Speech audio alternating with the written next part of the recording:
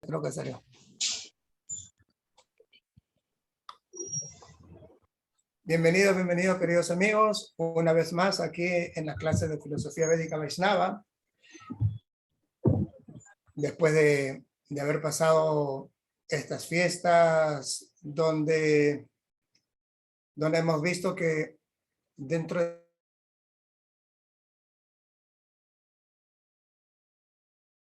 de todo la sociedad no se dejó intimidar con estos intentos de secuestro de nuevo, donde querían que las personas no pudieran expresar su amor. Y eso es filosofía de vida. Nosotros tenemos que luchar siempre por nuestra libertad. La libertad, ese libre albedrío, esa toma de decisión que debe prevalecer ante todo. Lógicamente, buscando siempre realizar lo correcto, buscando siempre estar relacionado a las leyes de Dios, sujeto siempre a las leyes de Dios en primera instancia y después tratar de, en lo posible, ver cómo poder lidiar con las leyes terrenales, ¿no? Y se dice lidiar porque vemos últimamente que sacan cada ley tan absurda que a veces hay que pensarlo muchas veces si la vamos a seguir. Pero en la medida de que existe un marco legal terrenal que nos permita a nosotros poder defendernos, sobre todo defender tus derechos fundamentales, entonces eso es también parte de la lucha que se tiene que sufrir por estar en este mundo material. Entonces, siempre con la ayuda de Dios, siempre con la ayuda del Señor Supremo, tenemos que ir buscando esa protección. Y no se olviden que la oración va a ser nuestra mayor protección. Siempre esa va a ser nuestra mayor protección. Y para fortalecer nuestra oración, siempre tenemos que ser veraces. No porque el sistema es corrupto, tú te tienes que volver corrupto o tienes que actuar corruptamente. Porque si no es también darle ventaja al lado oscuro. Tú no puedes comportarte como el lado oscuro se comporta, porque si no también te vas a enredar dentro de esa oscuridad. Por eso uno tiene que ser portador de esa antorcha del conocimiento. Tienes que saber a ciencia cierta qué es qué y a través de esa antorcha del conocimiento alumbrar tu caminar en este mundo de tinieblas. Por eso el primer mantra, ¿no? El primer mantra que siempre se utiliza es la de agradecer al maestro espiritual por brindarte esa antorcha de conocimiento, ¿no?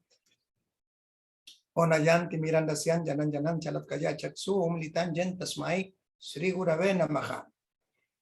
Nací en la más oscura de las ignorancias y mi maestro espiritual con la antorcha de conocimiento está abriendo mis ojos. A él le ofrezco mis más humildes y respetuosas reverencias. Entonces, ese mantra nos ayuda a conectarnos con el Guru Parampara, con el Guru Tattva, con esa verdad fundamental de lo que significa el destruir la oscuridad a través de una línea, de una sucesión discipular, de esa cadena interminable que viene desde el mismo Señor Supremo hasta nuestros tiempos. Y a través de esas enseñanzas, uno practicarlas y tratar de ser lo más sincero posible en esas prácticas para tener los resultados que el mismo Señor Supremo dice que vas a tener al momento de entregarte a Él. Como Él mismo lo menciona en la Bhagavad Gita, si tú piensas en mí y haces todo como una ofrenda hacia mí, no tienes por qué preocuparte de absolutamente nada. Yo te doy lo que necesitas y te quito lo que no necesitas para tu avance espiritual. Y voy manteniendo aquello que es necesario para que tú puedas crecer en tu avance espiritual. Y ahí también viene contemplado el aspecto material. ya que si muchas veces nos cuestionamos qué podemos hacer con el mundo material, tenemos que rechazar el mundo material, tenemos que ver el mundo material como si fuera nuestro enemigo. No, porque estamos en este plano por alguna razón. De alguna manera fuimos unos repitentes, no pudimos alcanzar en una circunstancia anterior de vida el propósito que es tener este cuerpo humano, que es la de ir al mundo espiritual, ir al dulce hogar, y regresamos a esta plataforma material. Y estando en esta plataforma material, y tenemos la fortuna de tener este vehículo, este cuerpo humano, entonces de esa manera nosotros tenemos que hacer el mejor uso de esta herramienta, que es material. El mundo material te entrega cosas materiales, te entrega cosas inertes. Bienvenida, Maribel. Buenas Te noches. te entrega cosas inertes. Por lo tanto, mientras que no esté el alma espiritual y la superalma, va a ser eso, un objeto más. Así que si tenemos la fortuna de tener este cuerpo humano, entonces utilicémoslo para el propósito divino. Entonces, si tú tienes una casa, que esa casa sea un lugar de oración. Si tú tienes una destreza, una habilidad, un don que Dios te ha dado, entonces ofrezcámoslo como servicio hacia Él. Entonces, nosotros hablamos acerca del maestro, de ese guía que te va a servir para que tú puedas tener como referencia y andar sobre eso ya caminado. No es que el maestro, no es que el guía te va a dar todo, te va a cargar en sus hombros y te va a llevar en ese camino. No, tú tienes que caminar, tú tienes que pasar tus propias pruebas. Y cuando sientas que hay algunas pruebas que no las puedas pasar, entonces ahí donde tú tienes que confiar en el maestro espiritual o confiar en tu hermano mayor, en aquella persona que ves que está un poco más avanzada dentro de ese aspecto espiritual, y tratar de, a través de la luz de los Vedas, a través de las escrituras del Shastra, encontrar la respuesta. Y tratar de siempre buscar la respuesta del corazón. Pero para tú poder tener respuestas desde el corazón, entonces tienes que purificarte, tienes que ir purificando tu sentido. Entonces, tienes que llevar los principios regulativos, ¿no? No comer carne, no comer huevos, no tomar café, té, bebidas alcohólicas, cigarrillos, drogas, no practicar una vida sexual ilícita y no apostar. No depender tu vida de apuestas. Uno tiene que tener las cosas muy real, muy sinceras, y de esa manera ahí va a comenzar el camino del yoga, ¿no? El camino de la intención de querer acercarte a Dios de acuerdo a su mandato. Entonces, nosotros habíamos hablado que existían 4 procesos que el alma espiritual, al tener un cuerpo humano, tiene que seguir. Dharma,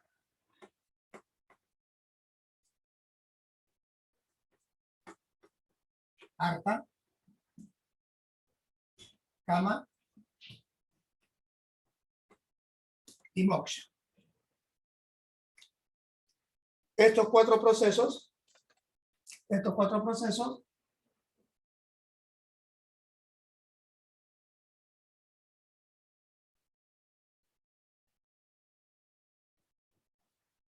son los procesos materiales. Dharma, el deber prescrito.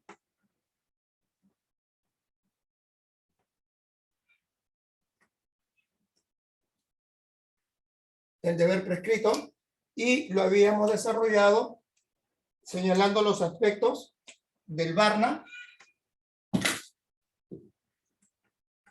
y del Asana.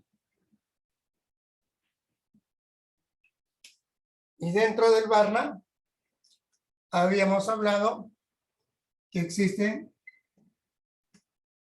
los brahmanas, los kshatriyas, los vaishyas y los sudras. Y habíamos hablado que los brahmanas eran los sacerdotes, los astrólogos, los doctores y los profesores. Los kshatriyas eran los presidentes, los reyes, los ministros, toda el área política, los abogados, los contadores, los militares, los policías, todo lo que tienen que ver con el orden público. Los vaishyas eran los pastores, los agricultores y los comerciantes, y los sudras eran la parte obrera.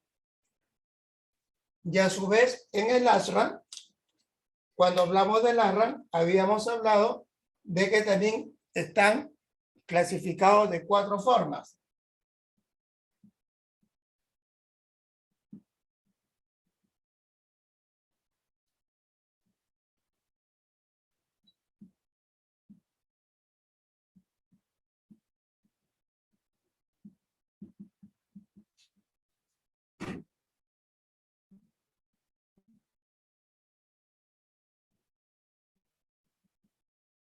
Brahmachari, Grihatra, Vanaprastha y Sannyas.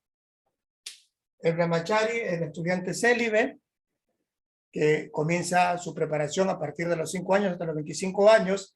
El Grihatra es el hombre de familia, las personas que se casan.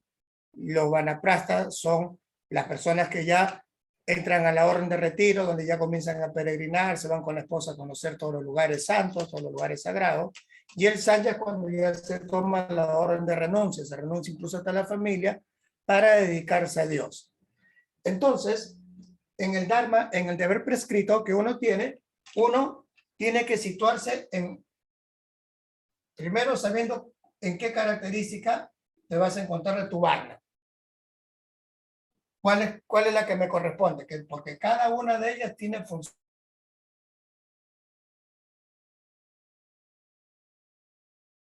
específicas. Es como un kshatriya. Un kshatriya puede matar a otra persona en defensa de su país, en defensa de su reinado, en defensa de lo que le corresponde defender en el cumplimiento de su deber.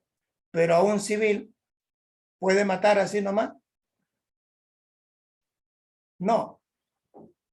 Un juez puede meter a la cárcel a alguien, siempre y cuando se encuentre que está en una fragancia.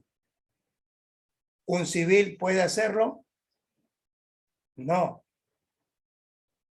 Entonces, de la misma manera, cada uno de nosotros nos tenemos que situar en una de estas características, que eso se trae desde el nacimiento.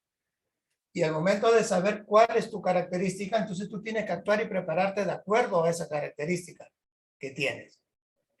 Y esto es la parte opcional. Tú te puedes quedar soltero o vas a tomar matrimonio. Esa es una elección. No todos desean tomar matrimonio, pero las personas que me quieren mantener una relación, lógicamente que tienen que buscar esta parte de acá, matrimonio. Pero el matrimonio, a diferencia de lo que de repente la sociedad te está enseñando, aunque ahora incluso ya no te piden que se casen, es que te dicen que el matrimonio es para toda la vida. No, el matrimonio no es para toda la vida. El matrimonio es hasta donde se pueda sostener en la medida de que tú puedas llevar práctica espiritual, ¿sí? Y si tu esposa o el esposo son ambos devotos, entonces ambos van a fortalecer su camino hacia Dios. Entonces no necesitan tomar sangre. Pero si alguno de los dos no cumple con ese estado de devoción, entonces se puede tomar sangre y renunciar a la vía del matrimonio, a la vía de Vanaprastha, a la vía de retiro, y decir, bueno, ahora sí me voy a dedicar de lleno, de completo a mi práctica espiritual. Y en cada una de estas también existen subdivisiones y subdivisiones. O sea, no es que todo es rajatala, siempre hay una individualización de acuerdo a lo que se va a presentar. Entonces, esto es lo que habíamos visto hasta la última clase. Ahora Sí, maestro. ahora vamos a hablar acerca de el desarrollo económico. ¿Qué es lo que sucede? ¿Qué es lo que sucede? Maestro, ¿le puedo hacer una consulta antes? ¿Qué Sí, pasa? claro, claro. Que la tengo en la mente, entonces se la voy a hacer antes que se me olvide. Con respecto a lo que tiene que ver relacionado con el deber prescrito, por ejemplo, un militar que va a la guerra y mata. ¿Cómo ve la filosofía védica el tema de matar en guerra Como es parte de tu deber, como parte del deber. del deber? O sea, no es pecado matar a otra persona No es pecado. no en esa Incluso, circunstancia.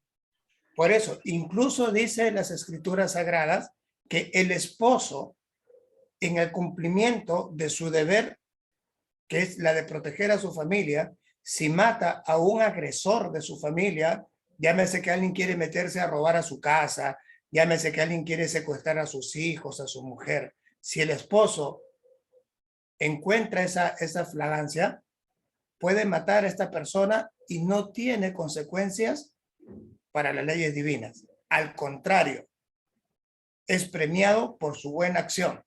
Y en el caso de tomar preso a una persona, porque siempre se cuestiona el tema de la pena de muerte, porque hay mucha discusión con respecto a decir de que la gente esté de acuerdo o no esté de acuerdo con la pena de muerte en circunstancias.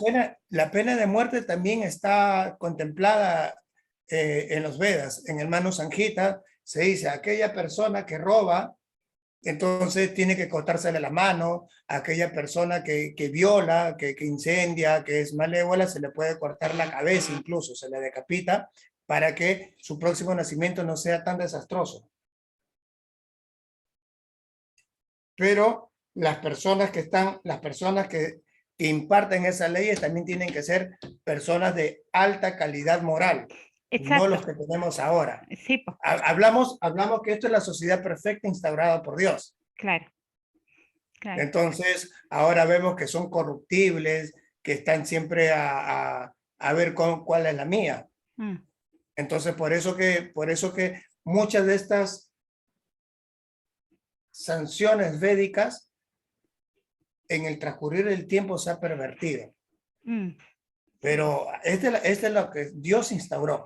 ya, ok. Entonces nosotros tenemos que buscar volver a Mm, esa matriz. mm, Tenemos que tratar de, en lo posible, acercarnos a esa perfección de vida.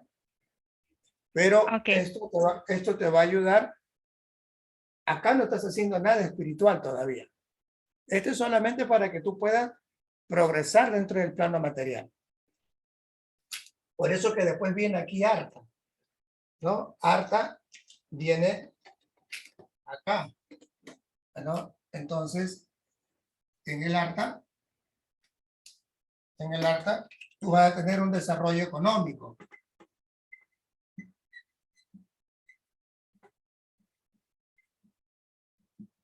Vas a tener un desarrollo intelectual.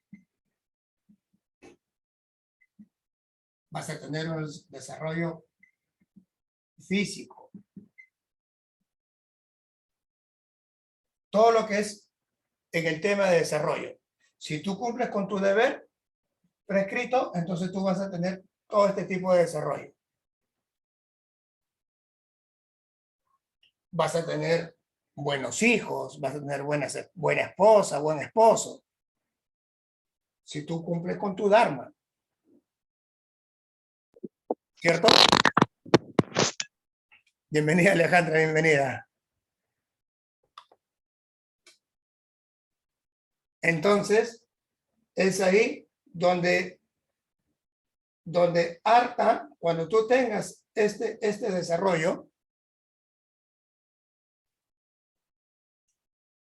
¿en qué vas a emplear ese desarrollo económico? ¿En qué vas a emplear ese desarrollo intelectual? ¿Para qué quieres un desarrollo físico corporal? ¿Vas a dominar tus sentidos a través de esto? Al final, todo esto te tiene que llevar hacia algo. Yo puedo tener un desarrollo económico, ¿sí? Y puedo construir templos, puedo dar en mi parte filantrópica, altruista, puedo dar de comer a otras personas. Y eso solamente me va a generar punya. Punya. Punya. ¿Qué quiere decir punya? Es el crédito que uno tiene, que se obtiene, crédito que se obtiene para recibir beneficios materiales.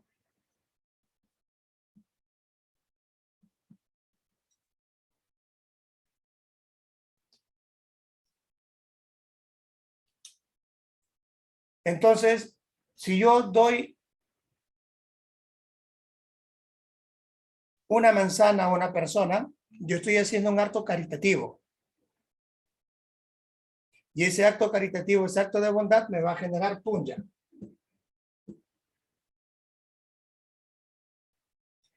Pero si yo doy una manzana y le digo, esto lo doy en el nombre de Dios,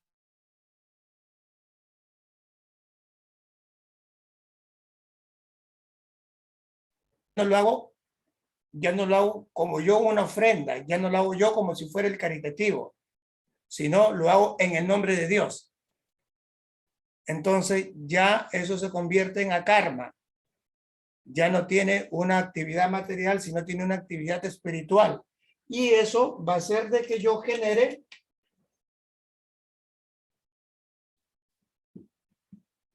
sukriti. ¿Qué quiere decir sukriti? Crédito espiritual.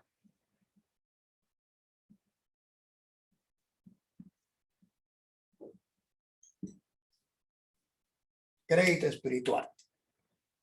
Entonces, cuando yo genero sukriti, también en automático, también genero punya. Pero si yo genero punya, solamente queda en punya. Cuando yo hago sukriti, genero punya y genero sukriti. Cuando yo hago punya, solamente queda en punya. Entonces, si yo le digo, esto te lo doy en nombre de Dios, ya no es mi actividad, sino es una actividad espiritualizada. Pero al final es lo mismo. En la parte externa estoy entregando una manzana, pero en la parte interna no es lo mismo. Entonces, cuando yo comienzo a realizar arca, cuando comienzo a tener automáticamente voy a poder conseguir esta parte de acá, kama.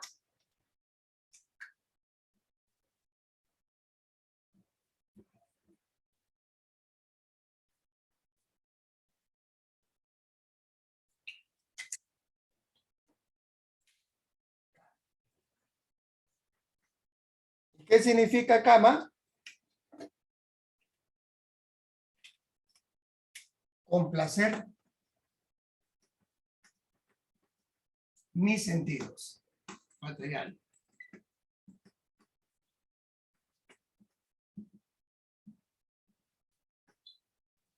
¿Y cuáles son mis sentidos materiales? ¿Cuáles vienen a ser mis sentidos materiales? El éter que me da.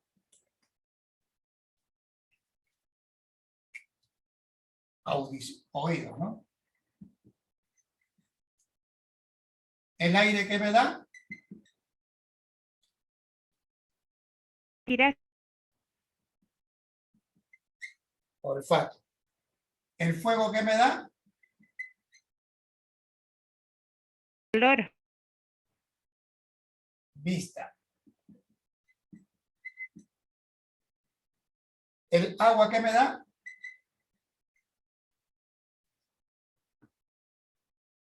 Gusto. ¿Y la tierra qué me da?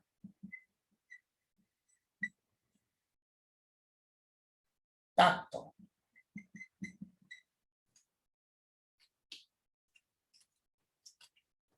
Y en el fuego también puede ser calor, maestro, como con placer. Sí, es calor, pero estamos hablando del sentido material. Ok. Entonces, el sentido que te entrega a través del órgano de la percepción del sentido, ¿no? Porque esto es el sentido. Y el órgano de la percepción va a ser las orejas, la nariz, los ojos, la lengua y la piel. El órgano de la percepción de los sentidos, que solamente va a estar en el cuerpo burdo. Porque cuando se tiene cuerpo sutil, el cuerpo sutil no tiene los órganos de la percepción de los sentidos. Solamente tiene los sentidos.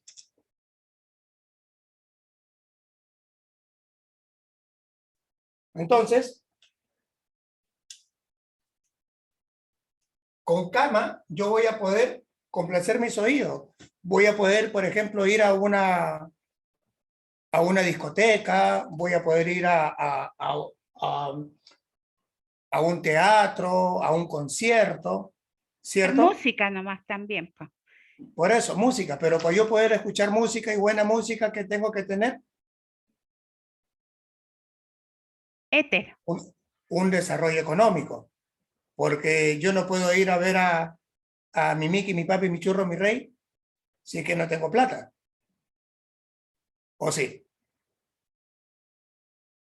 No, No se porque puede. un concierto de él te cuesta, el que lo ves así con telescopio, te cuesta $30 como mínimo. Y si tú no tienes arcas, si tú no tienes un desarrollo económico, ¿de qué sirve?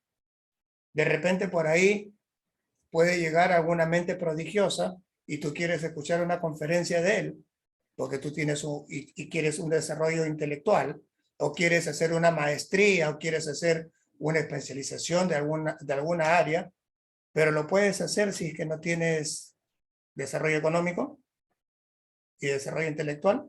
No. No, no se puede. Entonces, y para que tú tengas esto, primero tienes que tener esto. Ahora, pero uno puede decir, pero hay personas que tienen dinero y son unos desgraciados. Sí, pero todo ese dinero que está teniendo ahora lo consiguió en vidas pasadas. Pero su futura vida, ¿cómo va a ser? Ahí es el meollo del asunto. Él creó, en vidas pasadas, creó lo que ahora está disfrutando. Por eso se dice, ¿no? Una persona que es devota, que es pía, en su futura vida o nace en una familia aristocrática o nace en una familia de devotos. Pero la persona que tiene una intensidad superior de devoción, entonces su oración y su meditación siempre va a estar en, oh mi Señor, si tú crees que yo necesito volver a este mundo material, yo no merezco pedirte nada, pero sí te pediría que me permitas nacer en un lugar donde tus santos nombres son cantados constantemente,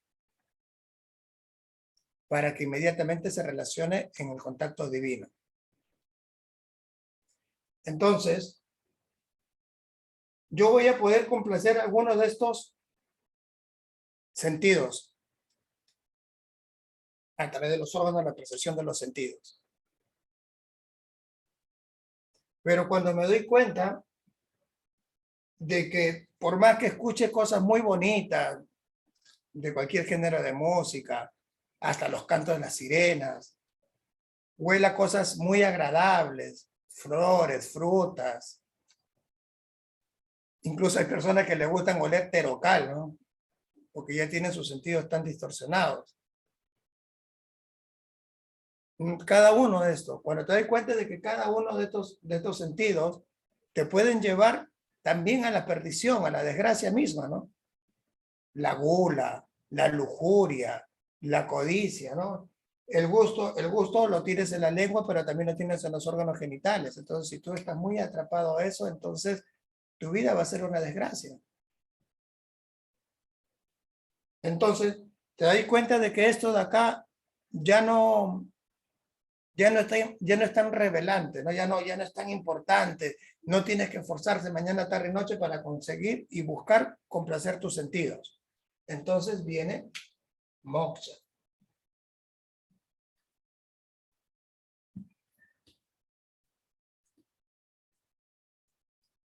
Viene moksha, ¿no? Viene la moksha. Viene moksha. La liberación, ¿no? La liberación del aspecto material. ¿Qué quiere decir? En pocas palabras, quieres dejar de sufrir. Quieres dejar de sufrir.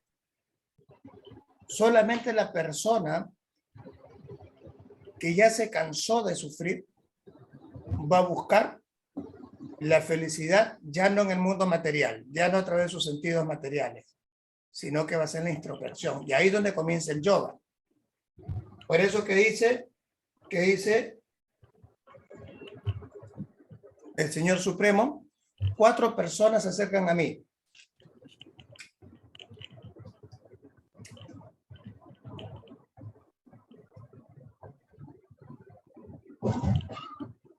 Cuatro personas se acercan a mí.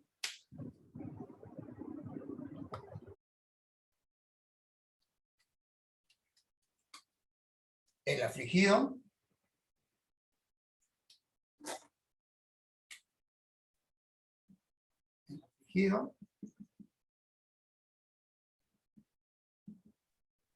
Maestro, perdón, arriba dice liberación del aspecto material, ¿verdad? sí.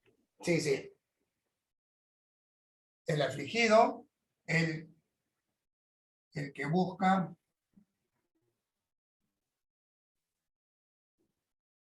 conocerme,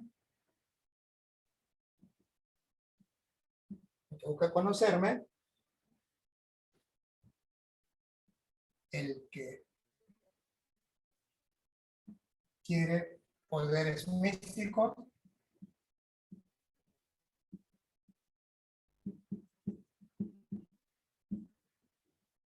y el devoto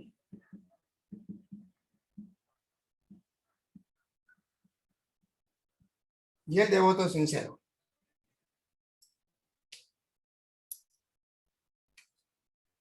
Entonces el Señor Supremo dice, ¿no? Hay 4 personas que se van a acercar a mí.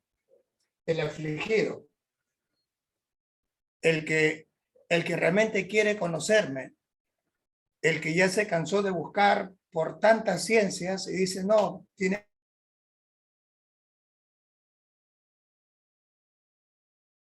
que haber algo más.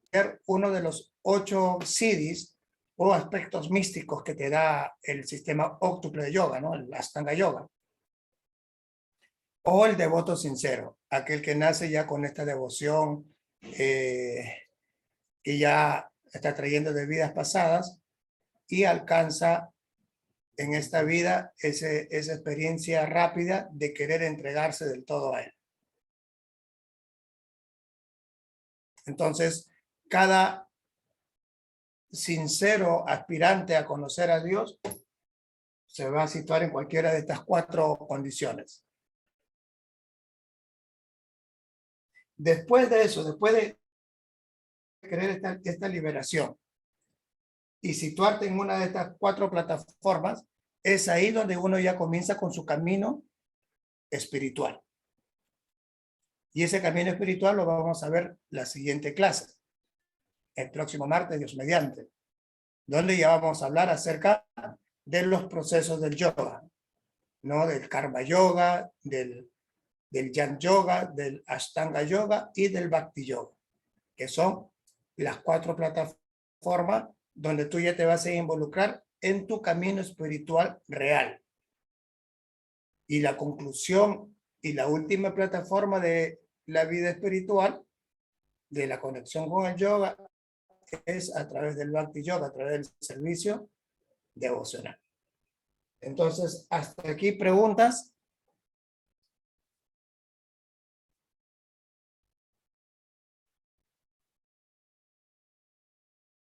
¿Alguna pregunta? De repente alguien que quiera agregar algo, quiera comentar algo.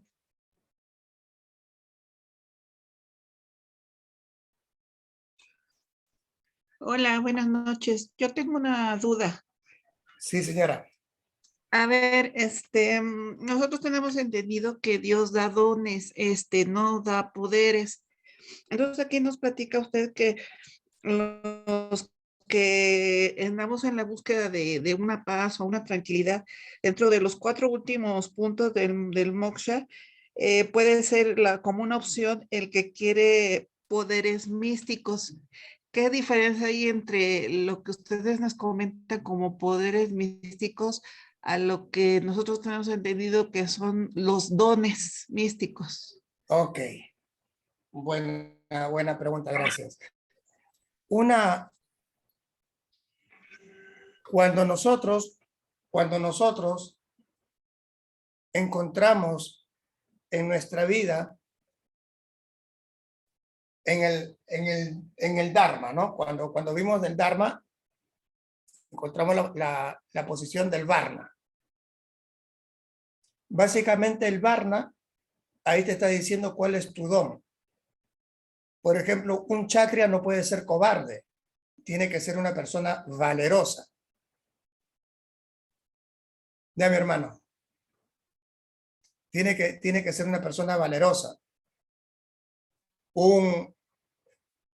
Un brahmana tiene que ser una persona que cultiva la verdad. Por eso Brahma, verdad, na fuente, es quien protege esa verdad. Al igual que un médico, al igual que un astrólogo y al igual que un profesor. Ellos tienen que hablar siempre de la verdad. Lógicamente que ahora estamos en Kali Yuga y eso se ha desvirtuado. El Kshatriya defiende la verdad. El Brahmana es la verdad viva, es la verdad consciente. El Kshatriya defiende la verdad, defiende al Brahmana, defiende al sacerdote, al profesor, al astrólogo, al médico, los defiende, los protege y recurre a ellos para su asesoría. El Vaishya tiene que tener comunicación.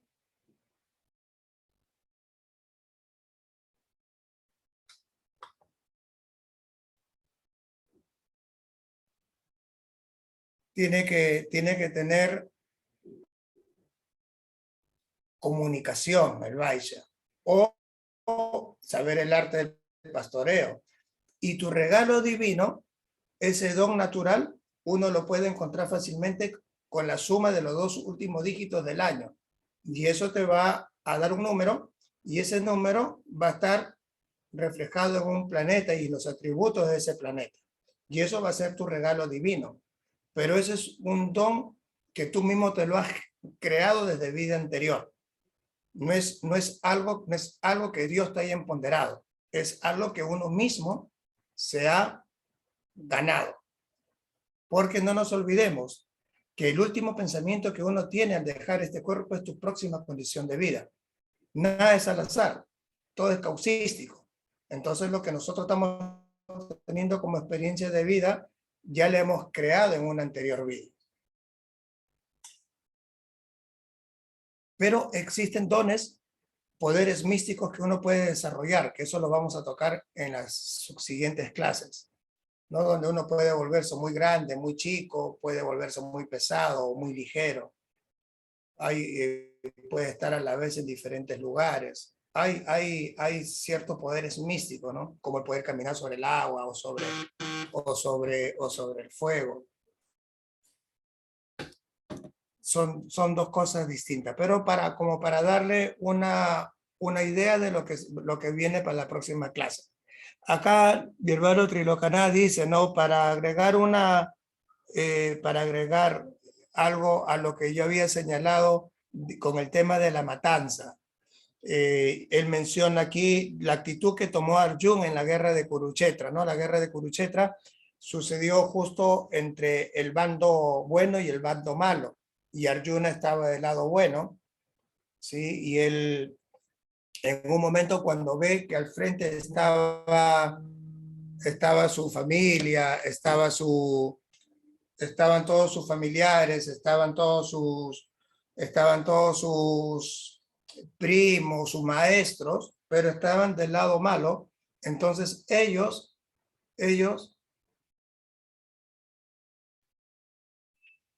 no sabían contra quién iban a pelear.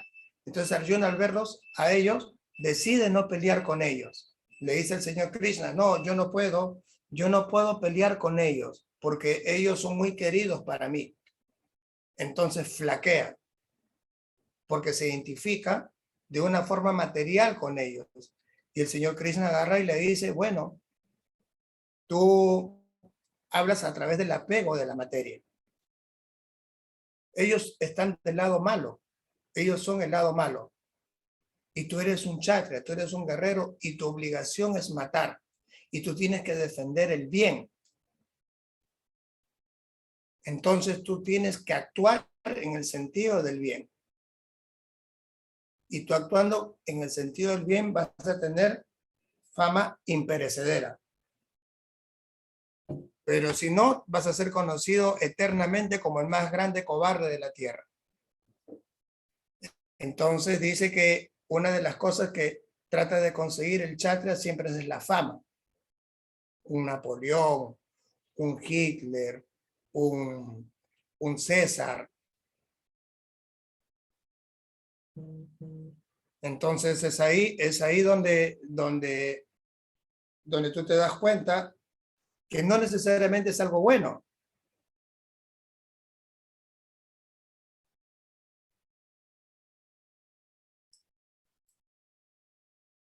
Pero uno tiene que cumplir con el deber. Por eso hay que saber cuál es nuestro deber y cuál es nuestra jurisdicción, cuál es nuestro campo de acción en la cual que podemos ejecutar cosas.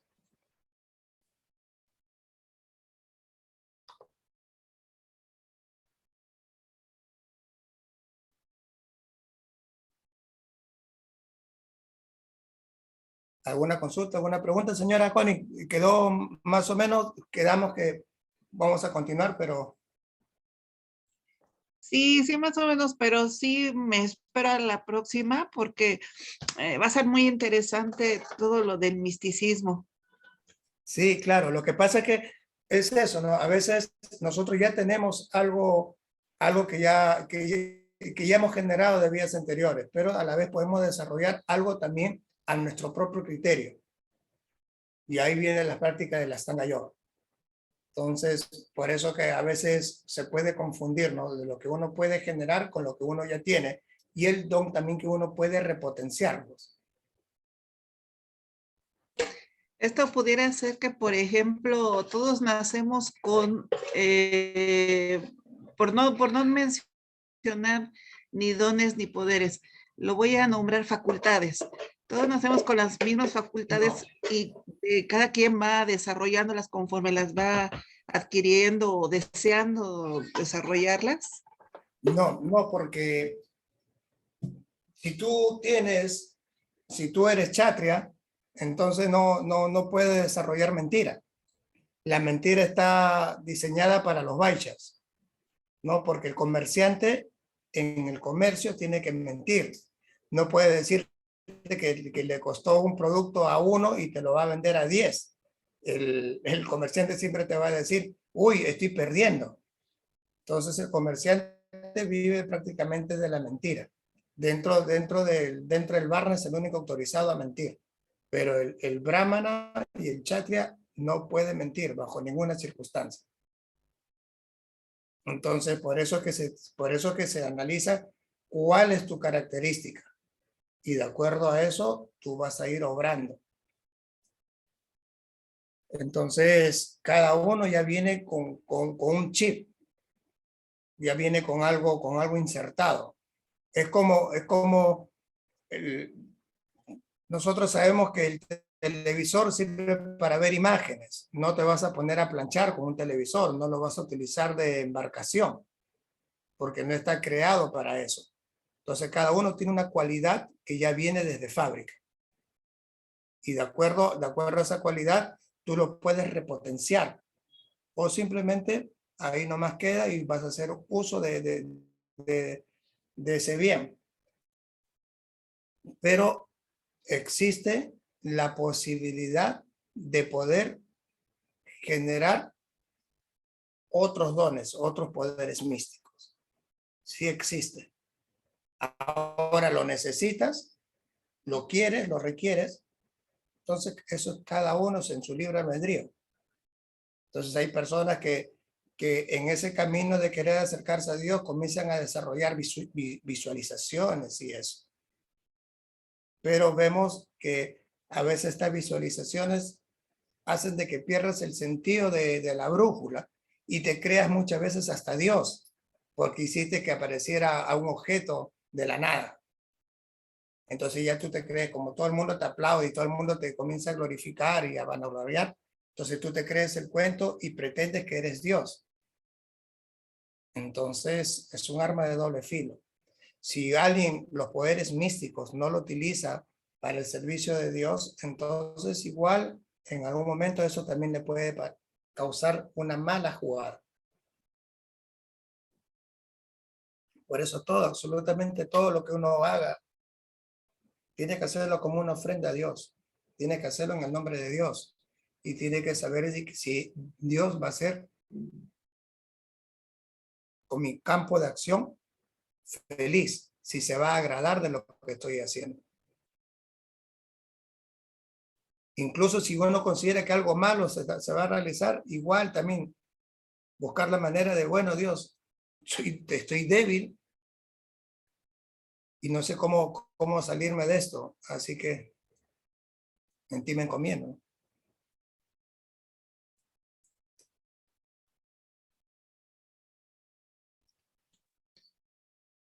Cierto, profesor, muchas gracias. Para servir, señora, para servir. Qué pena que no entró Cisela. Maestro, usted me avisa cuando corto la grabación, ¿ya? Vamos, vamos. ¿Ahora? Ahora la Sí. corten ya. Bueno, muchas gracias, muchas gracias. Vamos a cortar la transmisión.